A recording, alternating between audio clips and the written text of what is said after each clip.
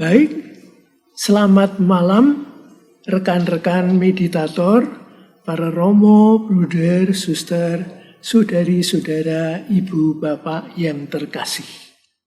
Kita masih menyambung dalam rangka belajar sekaligus juga mendengarkan masukan-masukan tentang meditasi Kristiani. Biarlah kita sadari juga kelemahan kita kadang-kadang kita itu hanya mempelajari. Tapi lupa bahwa ini sebetulnya doa berhubungan dengan Tuhan. Oleh karena itu tidak cukup kita hanya tahu, meditasi caranya gini, caranya itu. Tapi lupa bahwa ini sebetulnya kita berdoa, berhubungan dengan Tuhan. Oleh karena itu, marilah kita mengawali malam ini, perjumpaan kali ini, justru juga dengan mulai berhubungan dengan Tuhan. Maka marilah kita buka pertemuan kita dengan doa mohon restu Tuhan sendiri. Dalam nama Bapa dan Putra dan Roh Kudus. Amin.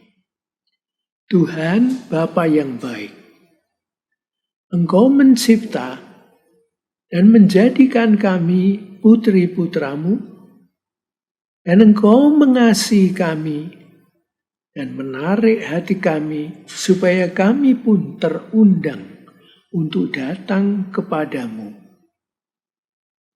Limpahkanlah rahmat kasih-Mu, Roh Kudus-Mu, sebagaimana yang dalam gereja kita juga mensyukuri dan memohon agar rahmat kasih-Mu bertahta dalam hati kami. Dan dengan demikian kami betul-betul tertarik kepadamu, menanggapi kasih-Mu, dan Engkau pun juga mengasihi kami. Maka Tuhan, biarlah Engkau mendampingi kami dengan rahmat dan berkat-Mu. Kemuliaan kepada Bapa dan Putra dan Roh Kudus, seperti pada permulaan, sekarang, selalu, dan sepanjang segala abad. Amin. Marilah kita lanjutkan kini dengan berpangkal pada firman Tuhan yang mengingatkan kita akan relasi kita dengan Dia. Kita ambil kutipan dari Surat Santo Paulus pada umat di Roma bab 8 ayat 18 sampai 30. Sebab aku yakin bahwa penderitaan zaman sekarang ini tidak dapat dibandingkan dengan kemuliaan yang akan dinyatakan bagi kita. Sebab dengan sangat rindu seluruh makhluk menantikan saat anak-anak Allah dinyatakan. Karena seluruh makhluk telah ditaklukkan kepada kesia-siaan, bahkan oleh kehendaknya sendiri, tetapi oleh kehendak Dia yang telah menaklukkannya. Tetapi dalam pengharapan, karena makhluk itu sendiri juga akan dimerdekakan dari perbudakan kebinasaan dan masuk dalam kemerdekaan kemuliaan anak-anak Allah. Sebab kita tahu bahwa sampai sekarang segala makhluk sama-sama mengeluh dan sama-sama merasa sakit bersalin. Dan bukan hanya mereka saja, tetapi kita yang telah menerima kurnia sulung roh, kita juga mengeluh dalam hati sambil menantikan pengangkatan sebagai anak, yaitu pembebasan tubuh kita. Sebab kita diselamatkan dalam pengharapan. Tetapi pengharapan yang dilihat bukan pengharapan lagi. Sebab bagaimana orang masih mengharapkan apa yang dilihatnya? Tetapi jika kita mengharapkan apa yang tidak kita lihat, kita menantikannya dengan tekun. Demikian juga Roh membantu kita dalam kelemahan kita, sebab kita tidak tahu bagaimana sebenarnya harus berdoa. Tetapi Roh sendiri berdoa untuk kita kepada Allah dengan dengan keluhan-keluhan yang tidak terucapkan. Dan Allah yang menyelidiki hati nurani mengetahui maksud Roh itu, yaitu bahwa Ia sesuai dengan kehendak Allah berdoa untuk orang-orang kudus. Kita tahu sekarang bahwa Allah turut bekerja dalam segala sesuatu untuk mendatangkan kebaikan bagi mereka yang mengasihi Dia, yaitu bagi mereka yang terpanggil sesuai dengan rencana Allah. Sebab semua orang yang dipilihnya dan semula mereka juga ditentukannya dari semula untuk menjadi serupa dengan gambaran anaknya, supaya Ia, anaknya itu, menjadi yang sulung di antara banyak saudara. Dan mereka yang ditentukannya dari semula, mereka itu juga dipanggilnya, dan mereka yang dipanggilnya, mereka itu juga dibenarkannya. Dan mereka yang dibenarkannya, mereka itu juga dimuliakannya. Demikianlah sabda Tuhan. Syukur kepada Allah.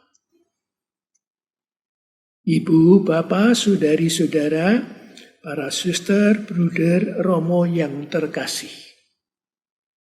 Dalam kutipan surat Santo Paulus ini, kita diingatkan bahwa meskipun kita tak melihat Tuhan, tapi Paulus mengingatkan kita mempunyai pengharapan di dalam Dia. Karena Dia memampukan kita dengan roh kasih-Nya dan membiarkan roh kasih-Nya bertahta dalam hati kita, bahkan roh itulah yang berdoa kepada Tuhan. Jadi dengan demikian betul-betul bukan kita yang terbatas lemah yang berdoa, tapi roh kasih Allah, roh keputraan yang dianugerahkan, ini yang mengangkat doa kita kepadanya, pada Tuhan sendiri. Dan dengan demikian kita tahu bagaimana harus berdoa. Roh sendiri berdoa untuk kita kepada Allah. Dengan keluhan-keluhan yang tidak terucapkan. Jadi ungkapan yang dalam sekali. Lebih dari kata-kata kita sehari-hari, persoalan-persoalan kita. Tapi seruan dari hati kepada Tuhan.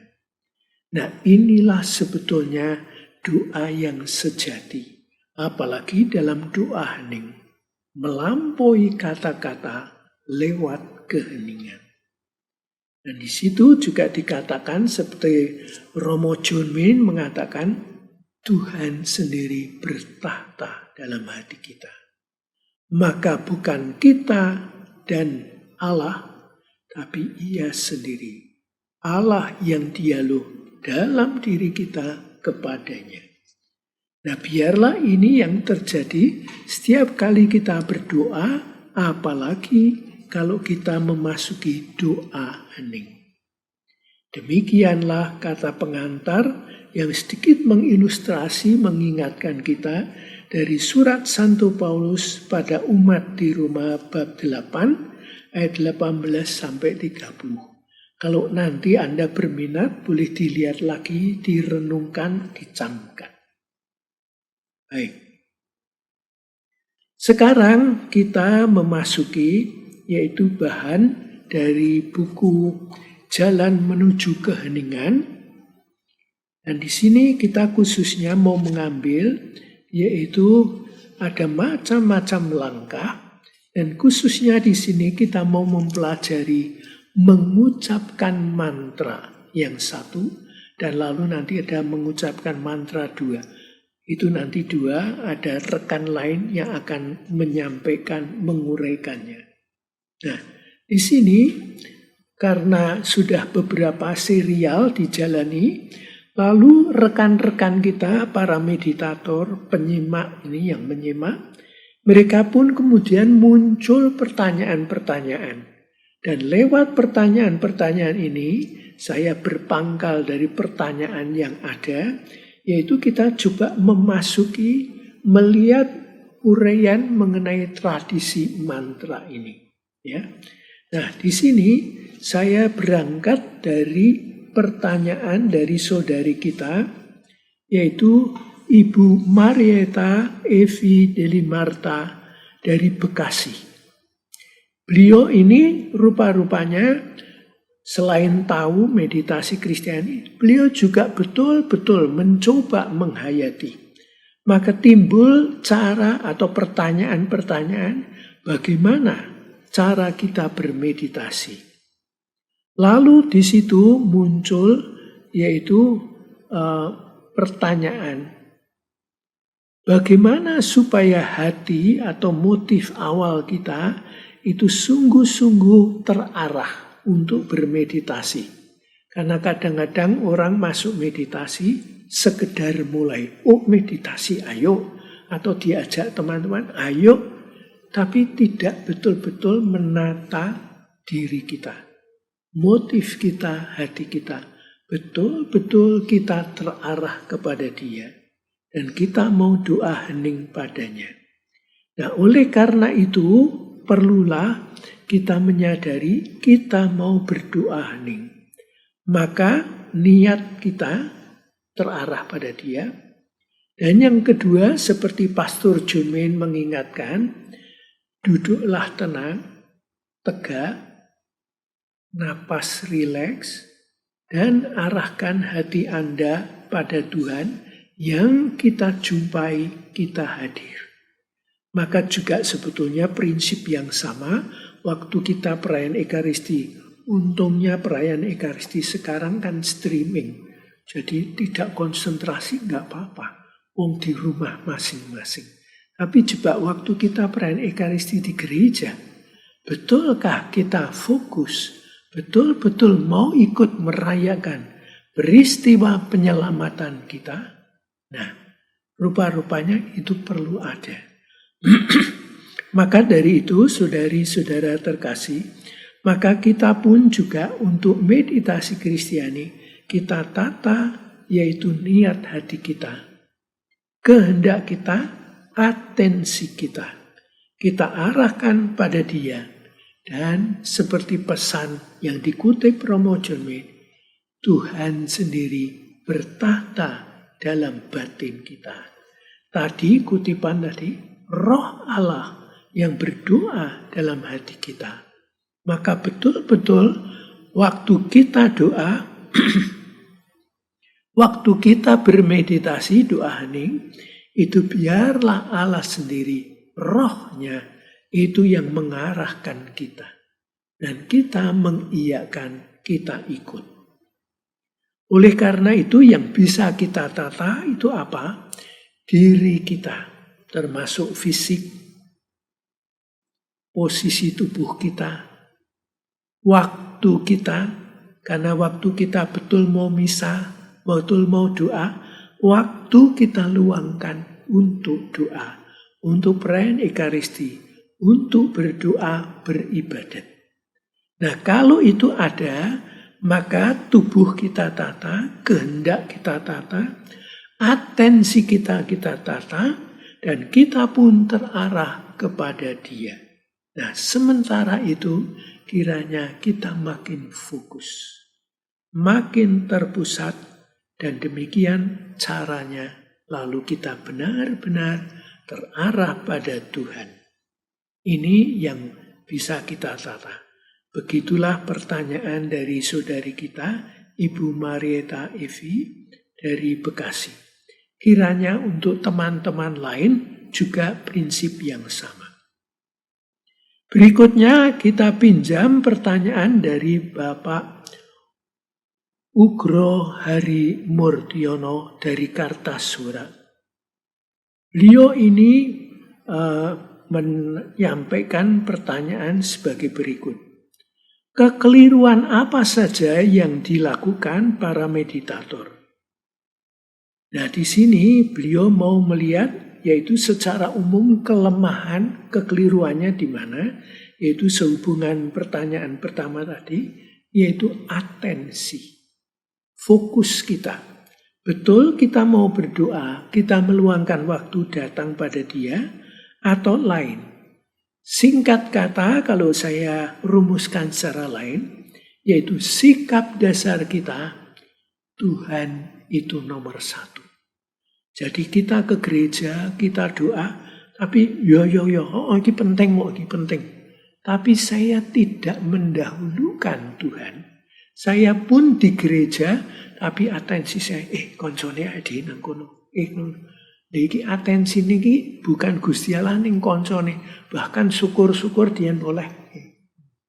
Nah, dengan demikian kan atensinya bukan pada Tuhan, tapi kepentingan kita dan ingat apa? Perasaan kita senang. Bahkan dong janjian, bariki ngiras di mana? Waduh, iki rekane sembayang misa ning wis janjian mau ngiras di mana. Nah, ini kita perhatian pada Dia, maka nomor satu Tuhan itu yang utama. Nah, kemudian pertanyaan Bapak Hari Murdiono sama, yaitu ada lain lagi. Buah apa-apa yang diperoleh dihasilkan waktu kita bermeditasi. Nah, di sini itu kita melihat seperti juga pesan Santo Paulus, yaitu kalau kita betul-betul berdoa, maka Tuhan menganugerahkan rahmat-Nya.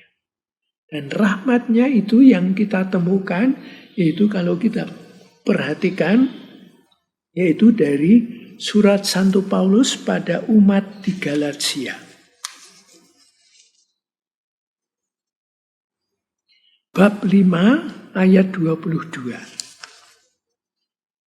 Surat Santo Paulus umat Galatia bab 5.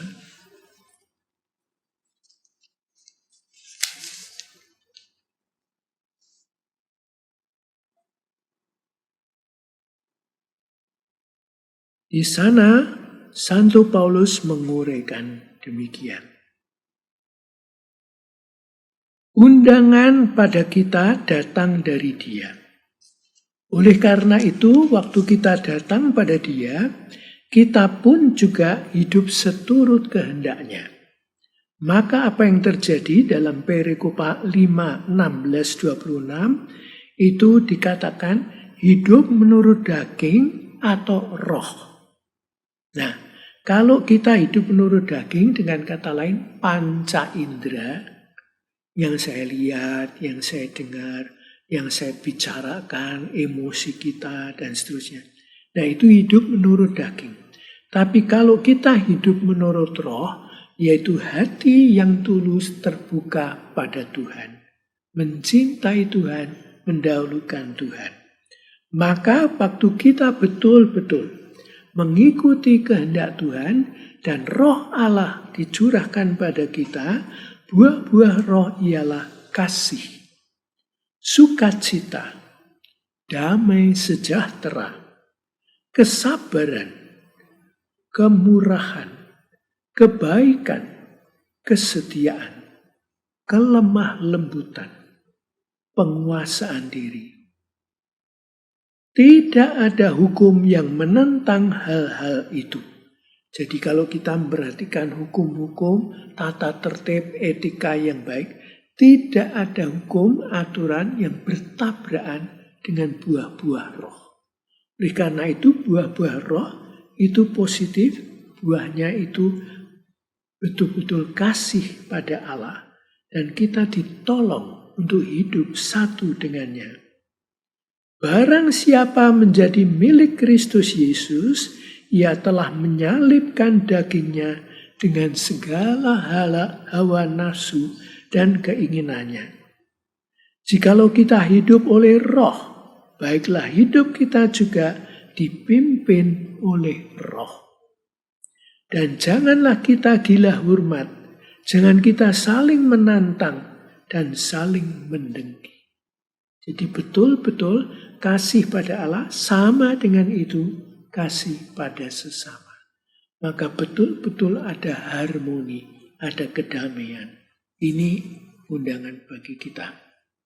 Demikian itu menanggapi pertanyaan Bapak Hari Murdiono. Berikutnya kita pinjam pertanyaan dari Bapak Pramono. Bapak Pramono dari Madiun. Nah, di sini kita lihat setelah meditasi, orientasi hidup kita jadi berubah. Bagaimana nanti? Nah, di sini kita lihat bahwa kita tetap punya tanggung jawab. Tapi apa yang terjadi? Kok hidup kita seperti berubah? Sebetulnya bukan berubah, tapi berkembang lebih terarah sesuai kehendak Tuhan. Jadi katakan kita hidup dulunya semau gue, menurut pendapat kita benar, dan seterusnya, tapi kita mungkin kesana kemari. Tapi waktu kita hening, diam, mengikuti kehendaknya, maka kita makin terarah pada dia. Nah, begitu juga waktu hidup kita itu terarah pada dia, sepertinya kita berkembang, berubah. Bukan. Kita bukan berubah, tapi makin fokus, makin terarah, makin sesuai kehendaknya. Maka tidak heran apa yang dulu kita pandang penting, oh ini tadi waktu kita gereja, teman kita itu, nanti janjian pula. Itu kita anggap penting. Tapi waktu kita fokus pada Tuhan, nomor satu dia dan kehendaknya. Itu yang terjadi. Maka dalam hidup sehari-hari, prinsip ini pun yang terjadi dalam hidup kita, kepribadian kita. Nah, lalu yang lain dari itu bisa muncul dari yang jahat. Kita disesatkan. Misalnya juga ada orang, kamu kok mau toh? Itu dia menghina kamu. Coba kamu perhatikan, omongi dia. Nah, pelan-pelan waktu pikiran kita sepertinya benar ya. Nah, kita lalu mulai terbelokkan. Oleh karena itu, kita kembali pada pokok-pokok, yaitu kita makin hening, orientasi kita makin terarah kepada dia. Dan dengan semua kemerdekaan kemampuan, kita bertanggung jawab menata hidup sehari-hari kita. Kita tetap merdeka, tapi arahnya jelas.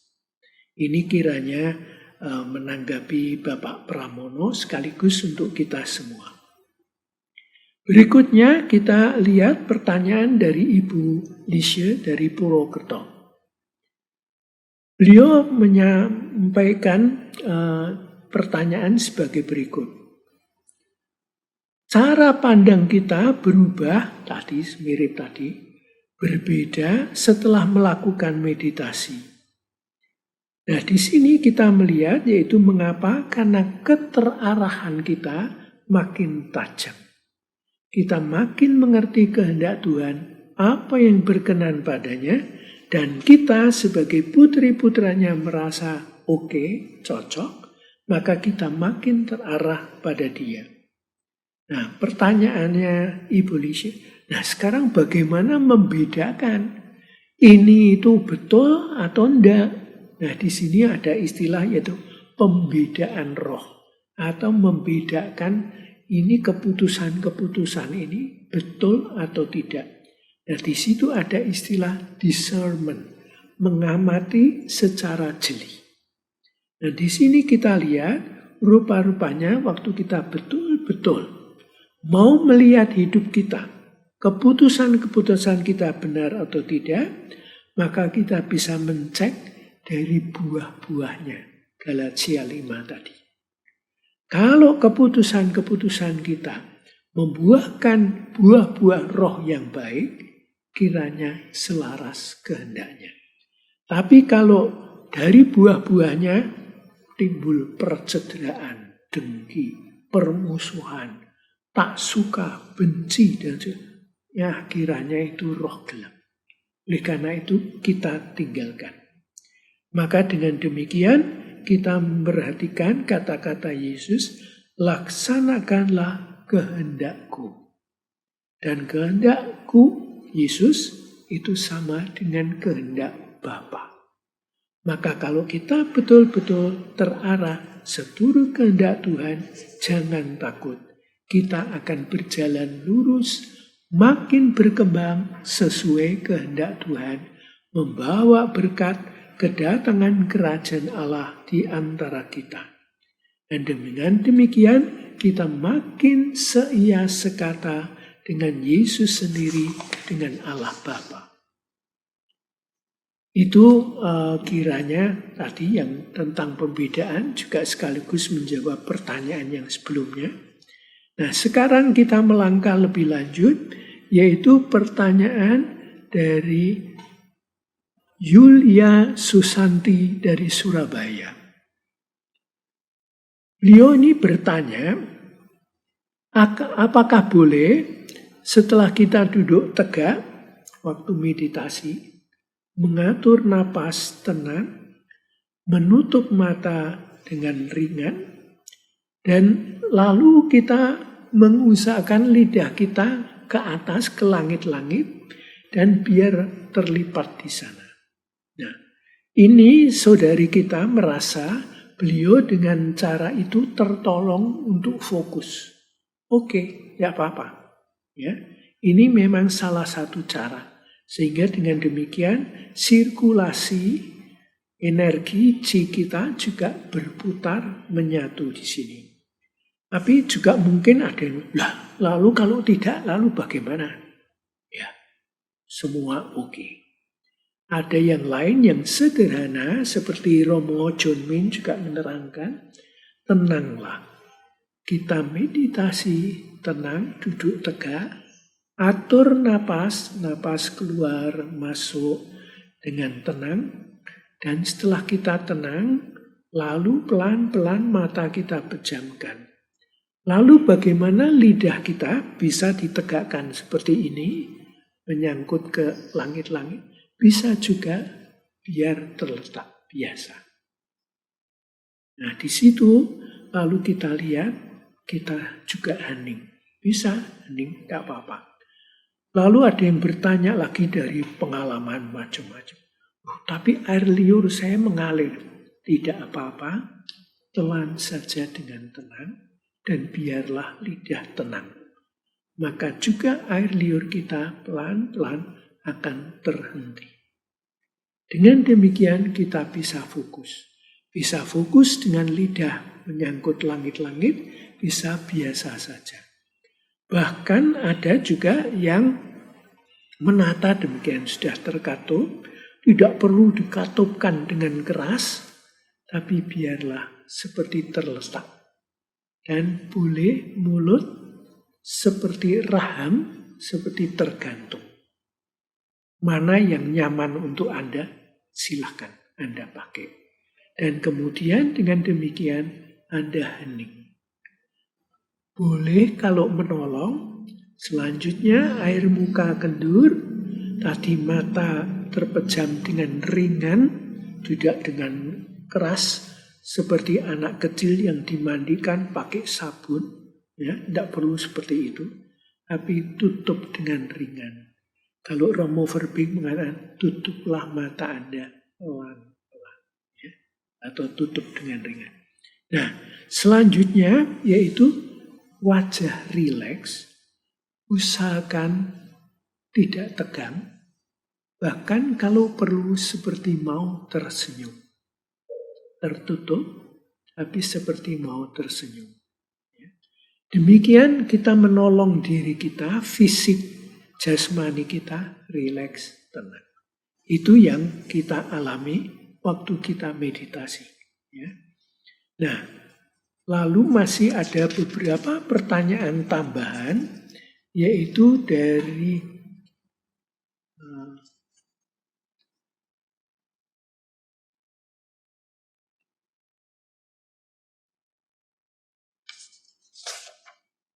oh ya, ini dari Bapak Parjoto dari Buntan, Bambang Parjoto. Beliau berterima kasih karena pengarahan-pengarahan yang ada dalam streaming. Lalu beliau bertanya, beliau mencoba duduk di kursi tegak, lalu tenang. Nah, beliau mencoba satu cara lain lagi, yaitu seperti berlutut lalu timpuh. Duduk di atas tumit belakang ini. Ini memang perlu latihan karena beban ada di sana. Nah, ini beliau saudara kita, Bapak Parjoto, itu sempat berlatih beberapa waktu dan dia berhasil yaitu bisa tenang 30 menit. Syukur kepada Allah tidak kesemutan. Memang tubuh kita waktu dilatih pelan-pelan menyesuaikan diri, peredarannya pun lalu bisa tetap berjalan dengan baik, tak terhalang. Syukur. Nah, pertanyaan berikut yaitu beliau mempertanyakan waktu mengucapkan mantra sudah bisa menyesuaikan diri dengan napas tenang, tapi pertanyaannya, kok masih ada pelanturan? Kok masih terbayang ini dan itu? Nah, di sini untuk menjawab, karena pikirannya masih nyelonong sini-situ, saya menjawab, saya pinjam kata-kata dari Romo Cyprianus Verbik, senior kita yang membimbing di Malang untuk meditasi Kristiani. Beliau mengatakan, jangan takut. Nanti kita itu tidak melantur, tidak kemana-mana. Kalau sudah 10 menit masuk kotak, maka jangan mengharap Anda itu masih hidup, sudah tidak melantur. Itu berarti komputernya sudah tidak bisa jalan. Maka tidak bisa melantur. Maka biarlah kalau ada, oke. Nah, tapi kita tahu seperti niat kita, saya terarah pada dia, fokus pada dia. Dan semua latihan-latihan menata fisik, napas, tubuh itu membantu. Dan waktu niat kita juga fokus, kita akan tertolong. Bahwa masih muncul ini itu tidak apa-apa. Saya masih ingat sharing seorang rekan kita, Peter dari Singapura, yang sudah lama ikut meditasi, termasuk yang membawa diundang oleh Dr. Hendra, yaitu datang ke Indonesia. Beliau pun mengatakan dia memang bisa fokus. Tapi dia mengatakan satu ketika, saya meditasi pagi, saya ingat, aduh, ini nanti di kantor saya masih harus berbicara, tapi saya belum betul-betul siap.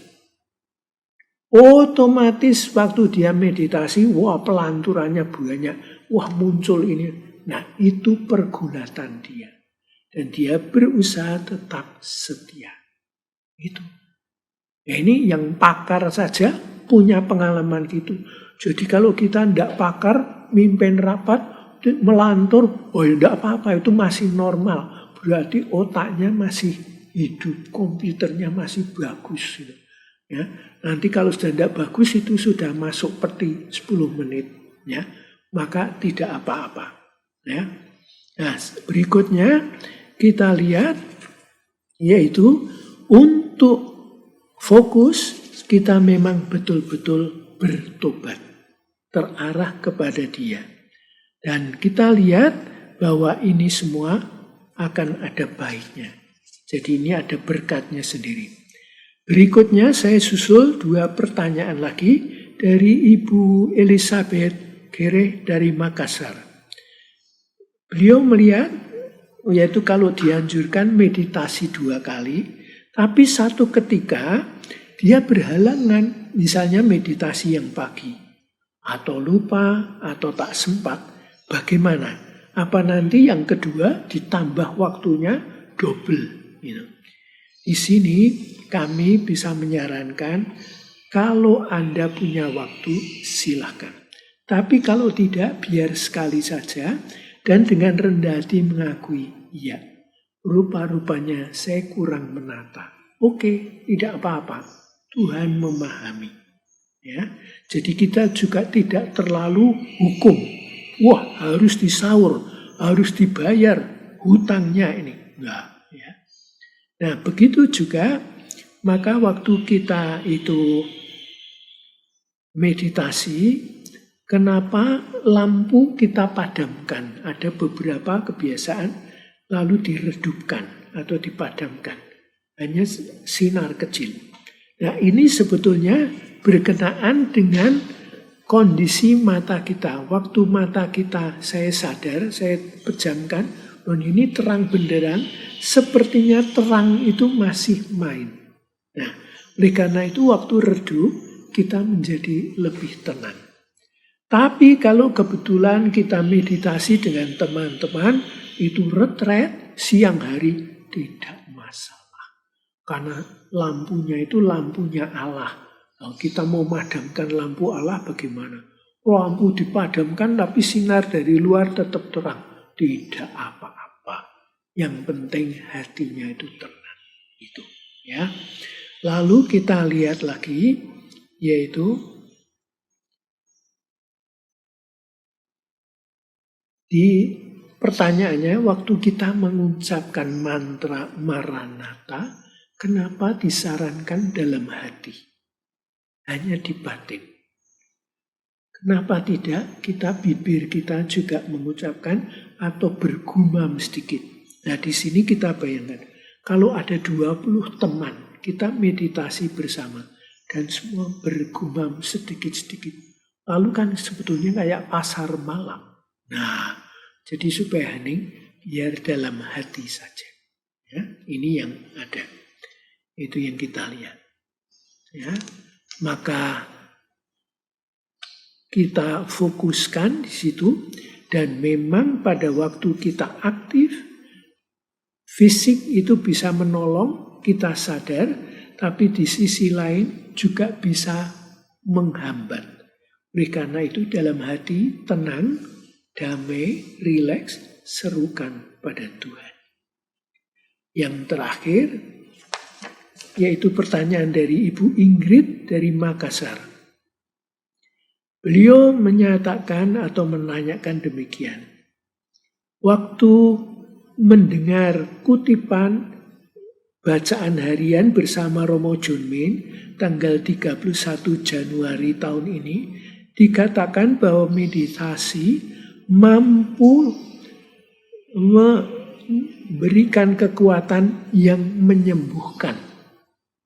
Kenapa dikatakan meditasi Kristiani ada daya menyembuhkan? Sebetulnya saya kembalikan tadi pada prinsip, waktu kita berdoa, kita dekat pada Tuhan. Dan roh Allah, roh kasih-Nya yang berdoa, Dia berdoa di dalam diri kita. Kontak Allah dengan Allah. Dan kita anaknya diangkat masuk dalam relasi kasih Tuhan dengan dirinya. Ini yang terjadi. Maka apa yang terjadi? Pada waktu kita ada hal-hal yang tidak beres, konflik-konflik, sakit hati, atau ingatan, waduh itu begini, itu oke. Bahasanya itu biarlah pergi. Let go. Biarlah berlalu. Saya fokus hanya pada Tuhan. Maka pelan-pelan kita diheningkan, didamaikan, disembuhkan. Dan dengan demikian kita makin satu dekat pada Tuhan. Berikutnya itu, waktu kita bermeditasi, kita pupuk semangat. Kita mau bermeditasi. Tapi ada kalanya muncul, kok sudah sering ya, kok agak bosen ya kali ini. Nah, ingat di sini yang main apa? Emosi, perasaan-perasaan. Waktu in perasaannya mendorong. Tapi waktu tidak in, waktu tidak semangat, loyo, lelah, aduh, terus alah kali ini cukuplah, nanti agak pendek saja lah, supaya cepat berlalu COVID-nya. Bukan COVID-nya, meditasinya yang suruh cepat berlalu. Nah, itu Romo Vincent dalam salah satu serial streaming, waktu beliau menjawab, itu berkaitan dengan ini, itu sebetulnya yang Romo John Main pernah sebut, yaitu pertama kita antusias, senang, ya, tapi jangan khawatir. Di tengah proses kadang-kadang muncul kejenuhan, jemu. Ini kok sudah. Nah itu istilahnya acedia. Jadi tidak proceed, maju, tapi acedia. Seperti terhambat, melambat. Nah di situ apa yang perlu kita perhatikan, ingat motif pertama kita apa, itu yang kita pertahankan. Ya. Nah inilah pokok-pokok yang sekaligus kita lihat sementara kita melihat ini tentang serial ini. Nah sekarang silahkan Anda hening sejenak dan kemudian kita siapkan diri untuk bermeditasi. Kita akan menyiapkan diri, duduklah tenang tegak, tarik napas panjang, kepala tegak.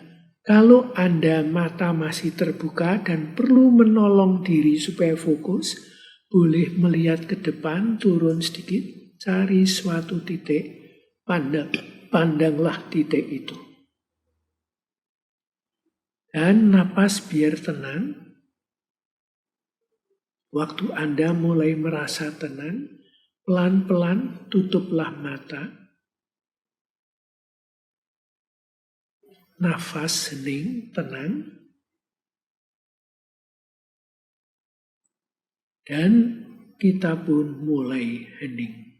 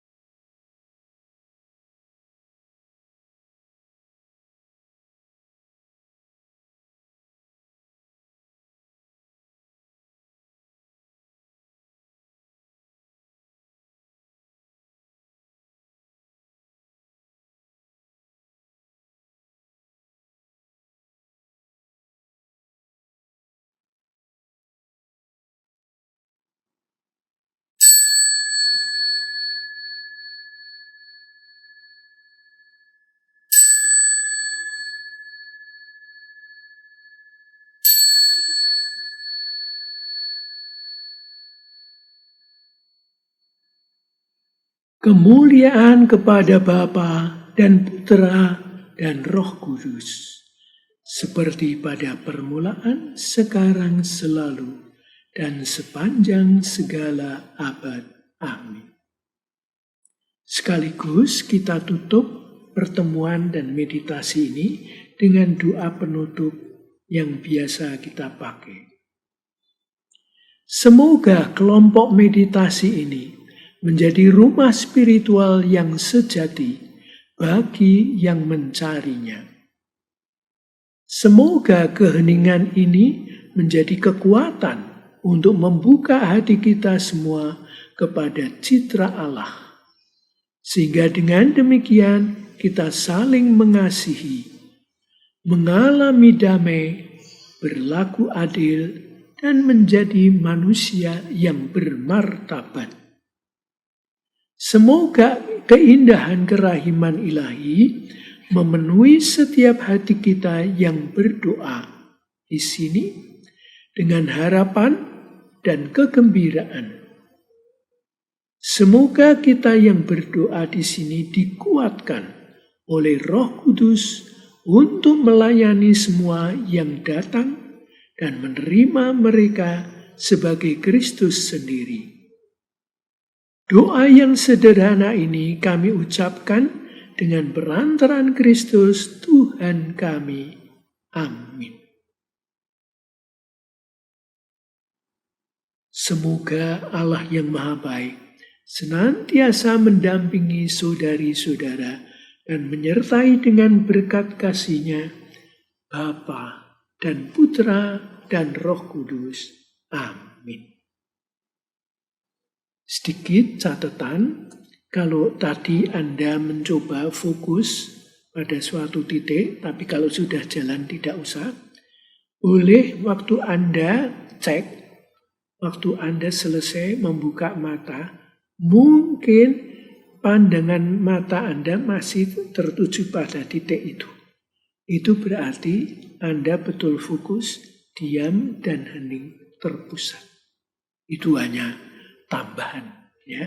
Tapi bisa melihat, karena waktu kita banyak bergerak, kemungkinan titiknya sudah bergeser, tidak apa-apa. Tapi juga tidak apa-apa kalau ada gempa bumi, titiknya tidak terpusat, tidak apa-apa. Ya, jadi ini hanya tambahan. Baik, selamat malam, sampai jumpa.